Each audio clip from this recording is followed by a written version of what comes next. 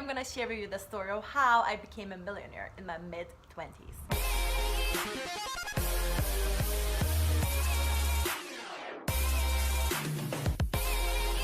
I knew it would happen someday. I made a plan, I started working on it really hard. At some point I even forgot what social life was. This was so sudden, so unexpected. As a coffee lover, I could enjoy world's most expensive Luwak coffee. I was even so near of buying my own Luwak. I could afford staying in places for hundreds of thousands. I never had to cook anymore. And all I had to do to become a millionaire, come to Bali. I came to Bali because my tourist visa in Australia ended. So basically I was forced to have a holiday. My plan was to get a working holiday visa for Australia while I was in Bali and return back to Sydney. This was my third time in Southeast Asia. I chose to go to Bali because it was basically the only place with dry season during this time, so decision wasn't really hard. My previous backpacking trips were very different compared to this one. This time I decided to make it different. Meet local people, get to know the culture a little bit more, as well as find myself.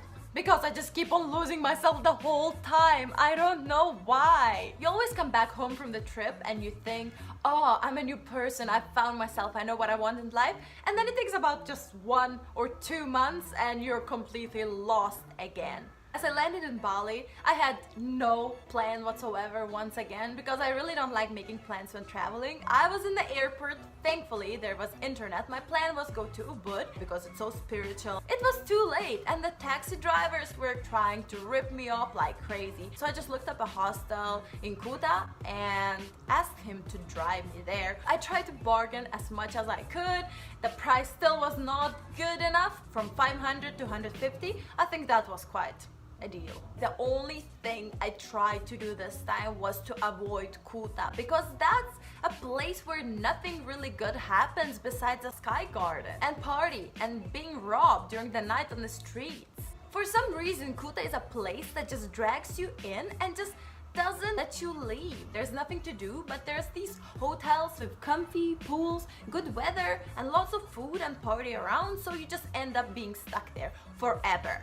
The last time I was in Bali, I spent the whole 2 weeks in Kuta. Honestly, I have no idea why. One really funny thing was that as soon as I reached my new hostel, Wi-Fi connected. Then I looked around. Apparently, 2.5 years ago, I was at that restaurant right over there. I felt at home because home is where Wi-Fi connects. Right. Went to my room, nobody was in the room. I really wanted to meet local people. I really wanted to get to know what Indonesia really is about. And bam, after half an hour on my bed, there's a local girl who comes in, speaks English and is super friendly. Then me and my new friend decided to go out for dinner. We ended up getting away from all these crazy streets and having some really local dinner. The next morning, we had some noodles for breakfast, talked a little bit, and then went for a walk. Whatever street food, whatever things we came across in the way, of course I had to take it and check it out. Everything was so full of sugar, everything was so fattening, but all tasted so delicious. We walked around a little bit more, checked things out, rented a scooter, drove around with a scooter. The goal of that day was to leave Kuta, and somehow it was just so hard because it's just so comfortable being there. I really enjoyed spending my time with my Indonesian friend. She was so sweet and nice that she drove me on her scooter all the way to Canggu, to my new place. I ended up in Canggu. The craziest thing happened, and that's where my whole adventure of this trip started. I came to Bali alone and it took me less than few hours till I actually met people. So it is true, when you travel alone, you're never alone, even as hard as you try.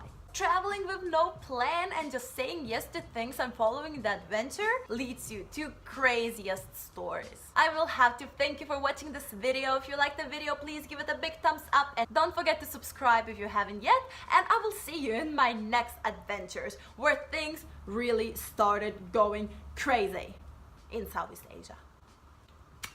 Bye.